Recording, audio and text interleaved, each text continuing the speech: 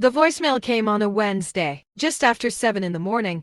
I was standing in my kitchen on Callaway Drive, still in the clothes I had slept in, pouring coffee into the same blue thermos I have used every workday for years. My daughter, Marin, was eating cereal at the counter. My son, Oliver, was looking for his left shoe. The house was the specific kind of loud that only exists before 8 in the morning, when you have two children and somewhere to be.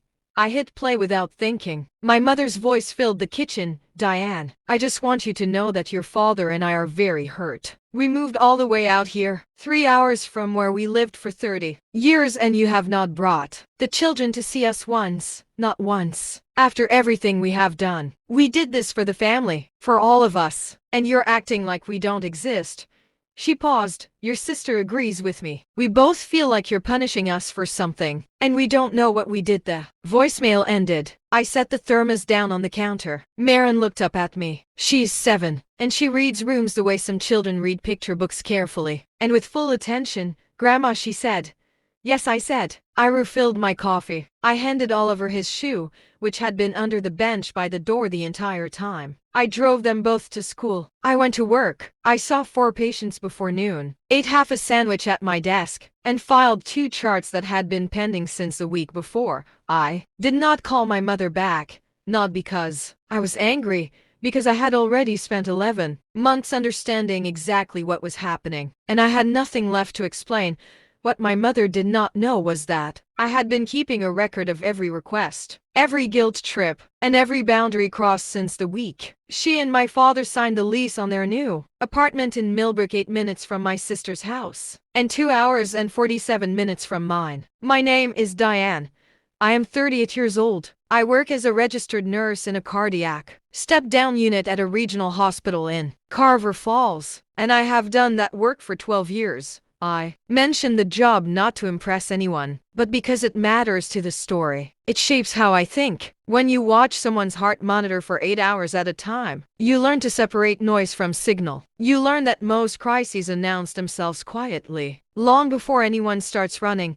I grew up in a suburb of Columbus, Ohio, the older of 2 daughters. My sister, Renata, is 4 years younger than me. We were not close as children in the way people sometimes romanticize. We were civil. We occupied the same space without incident. She was the one who stayed nearby after college. I was the one who moved away.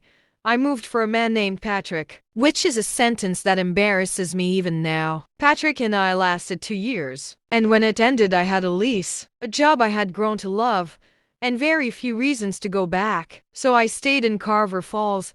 I built a life that was entirely my own slowly, without much help, and without much acknowledgement. I married my husband, Greg, when I was 31.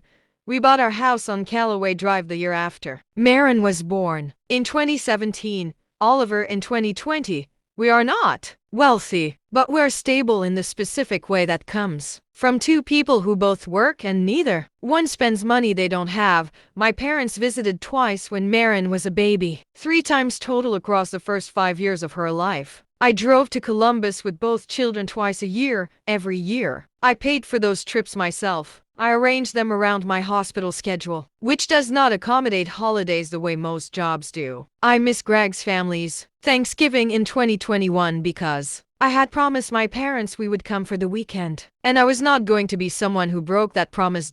In my bedside table, I keep a watch that belonged to my grandfather. It is a Bulova from the 1960s, with a scratched crystal face and a brown leather band that has been repaired twice. He gave it to me the summer before he died, when I was 22 and about to start nursing school. He pressed it into my hand and said, "You're going to be the one who shows up." I did not know then what he meant. I think I do now. That watch is still in my bedside table. On the nights when I feel most uncertain, I take it out and hold it for a while without looking at it. It weighs almost nothing. It still keeps perfect time. My parents announced they were moving to Millbrook in February of 2023. My mother called me on a Sunday afternoon and explained it the way she explains most decisions, as if they had already been made. And this was a courtesy notification they were getting older. She said the winters in Columbus were getting harder. Renata had always been the one they were closest to geographically, and it just made sense. I said that sounded like a good plan. I meant it.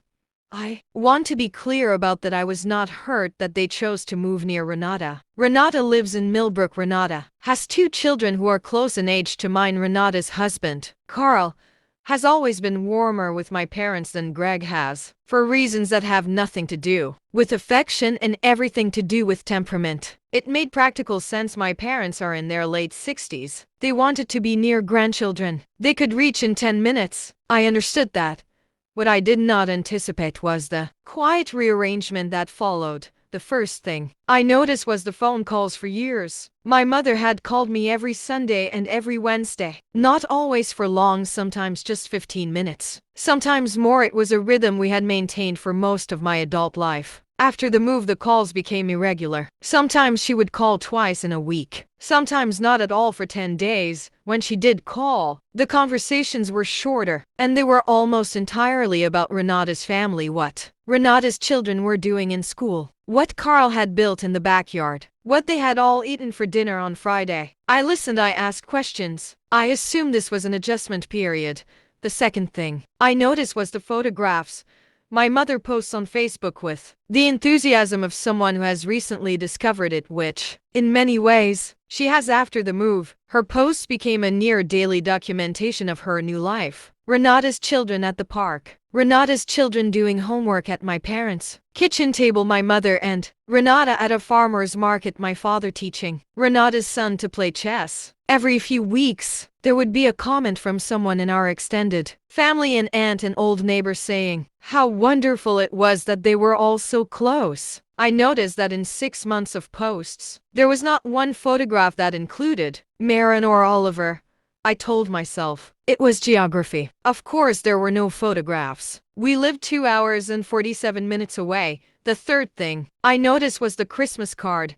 My parents sent a photo card every year, the kind you order from a printing service with a border and a small greeting. The year before the move, the card had included a photograph from our summer visit, me, Greg, Mara, Oliver, my parents, all of us on the porch in Columbus. The first year after the move, the card was a photograph of Renata's family. Just Renata's family, her children in matching sweaters, Carl with his arm around Renata, my parents seated in front of them. I was not on the card.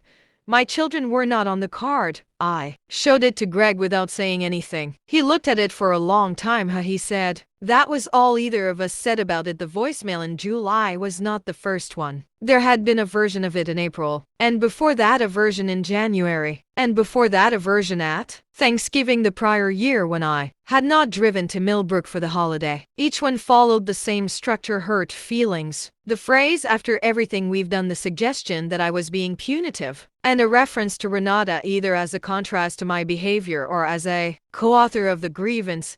I did not delete any of them. I have them saved in a folder on my phone labeled VM with a lock on it. There are 14 voicemails in that folder spanning 11 months. The earliest is from September of 2023. The most recent was the one from that Wednesday in July. I am a nurse. I document things. In January, I had also started writing notes after every call with my mother. Not long notes, a sentence or two with the date and a brief summary of what was said. I wrote them in the same small spiral notebook I use for grocery lists and shift reminders. I used the back pages so that if someone picked it up, they would start at the front and see nothing unusual. By June, I had begun to understand the pattern. Every escalation in my mother's grievance coincided with a period of activity on Renata's side. A vacation my parents had funded, a home repair they had contributed to, a purchase made in April, the week before the first major voicemail. My parents had given Renata $4,200 to replace a water heater and repair a section of flooring in her kitchen. I knew this because my mother mentioned it in passing on a call in March, the way she mentions things she wants me to know but doesn't want to be seen telling me directly. I kept my hands flat on my notebook when she told me that. I wrote it down afterward. I wrote down the amount, the date, and the exact sentence she used. We just want to make sure the kids have a safe house. I had not asked for anything. I had never asked them for money. That was the part that stayed with me. In February, I made an appointment with a family law attorney named Claire Oduya, whose office is on the 3rd floor of a building on Merchant Street in Carver Falls. I had found her name through a co-worker who had used her for a different matter and described her as someone who does not waste your time. She did not waste my time. I brought my notebook, a printed log of the 14 voicemails with timestamps, and a summary I had written out in 2 pages, single-spaced. I did not present it dramatically. I slid it across her desk and let her read. She read it in full without interrupting. When she finished, she looked up and said, "What outcome are you looking for?" I told her. I was not looking for a legal outcome. I was looking for clarity. I wanted to understand what, if anything, I was obligated to do legally, morally, in any sense when it came to providing my parents access to my children. She told me, in plain terms, that I was obligated to do nothing, that grandparent visitation rights are narrow, rarely enforceable outside of situations involving a deceased parent, and that in Ohio, a married couple with 2 living parents has essentially complete legal authority over their children's relationships. I already knew this. I needed to hear it from someone whose job it is to know it. I paid $225 for that hour. I considered it the best $225 I had spent in years. I want to say something directly, because if you are watching this, there is a chance you are in some version of this situation.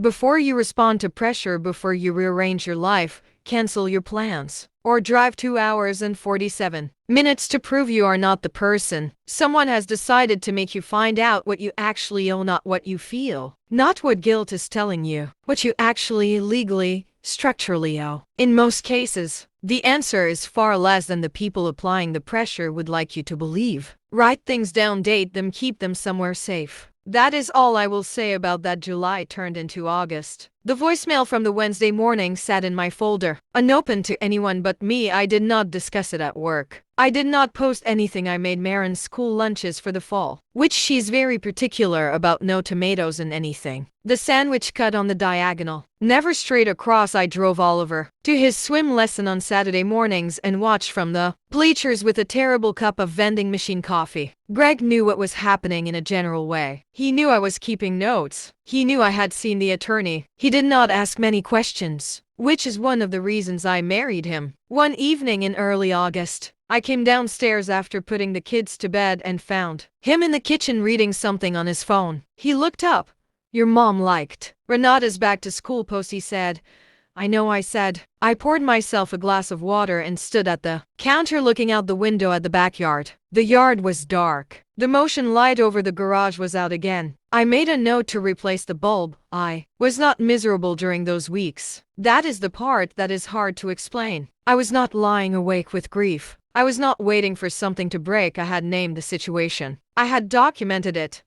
I had gotten professional clarity, and now I was simply living while it resolved itself. My mother had not yet made her formal request. She was going to. I had known it was coming since April. The formal request came the second week of September. On a Saturday afternoon, my mother called. My father was on the line as well, which happens sometimes when a conversation was intended to be significant. My mother said she wanted to talk about the holidays. She said she and my father would like Marin and Oliver to spend Thanksgiving in Millbrook this year. She said Renata's family would be there. She said it would mean a great deal to them. I listened until she finished. Then I said, "I'd like to talk to you about something before we discuss the holidays." My mother said, "Diane, this isn't complicated." I said, "I know this won't take long." I asked her to hold for a moment. I walked to the kitchen table and sat down. I had a printed document in a manila folder, not because I needed to read from it, but because I wanted her to hear the sound of paper. I told her that I had been listening to her concerns for 11 months. I told her I had been patient. I told her I had kept every voicemail. She started to speak. I let her. She said that she was not attacking me, that she was a mother who missed her grandchildren, that everything she had done had been for the family. I waited, then I read her back calmly the sentence she had said to me in March: "We just want to make sure the kids have a safe house." A brief silence. The refrigerator hummed. Outside,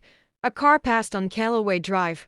My mother's breathing changed not much, but I heard it. My father said nothing. I told her that I had never asked them for money, that Greg and I had never suggested our house was unsafe, that Marin and Oliver had their own rooms, a yard, 2 parents who worked, and every need met. I told her that I was glad they had helped Renata with her repairs. I was genuinely glad, but I wanted her to notice I said it exactly this way, that the financial choices she had made in Millbrook and the emotional pressure she had applied to me had moved in the same direction at the same time every time. My father said, "That's not fair." I said, "I know you don't see it that way." My mother said, "We moved here for the family, for all of us." I had heard that phrase before. I said, "You moved 8 minutes from Renata's house and 2 hours and 47 minutes from mine. You made that choice, and it was yours to make, but I need you to understand that moving closer to Renata is not the same as doing something for me. And the fact that you're hurt that I don't respond to that the way you expected does not make it my failure." The silence that followed was long enough that I counted 7 seconds. My mother said nothing. My father cleared his throat. Then my mother said, very quietly, that she guessed she had not thought about it that way. That sentence cost her something. I know my mother. And that sentence cost her something real. I did not push. I did not list everything I had documented. I did not name the 14 voicemails or the 4,200. I did not need to. I had said what needed to be said. The rest was hers to sit with. We ended the call a few minutes later. Politely, Renata called me that night. She was not warm, but she was not hostile. She asked what had happened. I gave her a short version. She was quiet for a moment and then said, "I didn't know they were calling you like that." I told her I believed her. The holidays did not resolve neatly because families don't resolve neatly. We drove to Millbrook for 2 days at Thanksgiving. It was the first time I had been to my parents' new apartment. It was smaller than their Columbus house, but well arranged. My mother has always had a good eye for space. Renata was there, Carl was there. The 6 cousins ate at a separate table and barely noticed the adults. My mother hugged me when I arrived and held on a little longer than usual.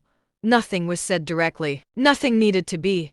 The following spring, my parents drove to Carver Falls for Marin's school play. They sat in the second row. They brought flowers, which Marin accepted with the particular dignity of a 7-year-old who has been waiting for this moment all semester. My father stood at the back afterward talking to Greg for almost an hour. No money was given. No requests were made. We have not yet returned to the same rhythm we had before the move. I do not know that we will. Some distances once named remain named. That is not tragedy. It is just accuracy. In April, I reorganized my bedside table. I took everything out, wiped the surface, and put it back. The Bulova watch was at the bottom, still in its cloth. I held it for a while. My grandfather said I would be the one who shows up.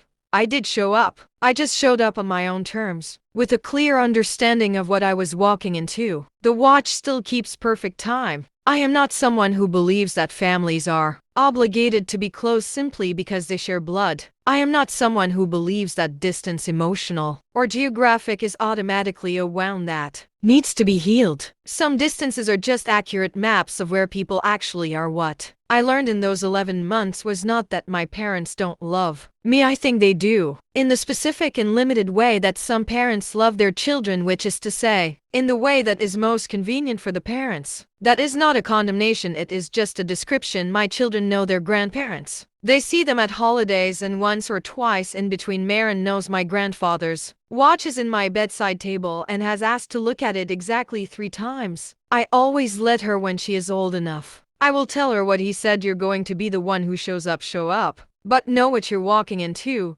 and document what you find when you get there. If this story settled something for you, if it named something you didn't quite have words for, I hope you'll share it with someone who needs to hear it. And if you want more stories told this way, quietly, without the drama but with all the weight, there's a subscribe button right below. It costs you nothing, it means a lot.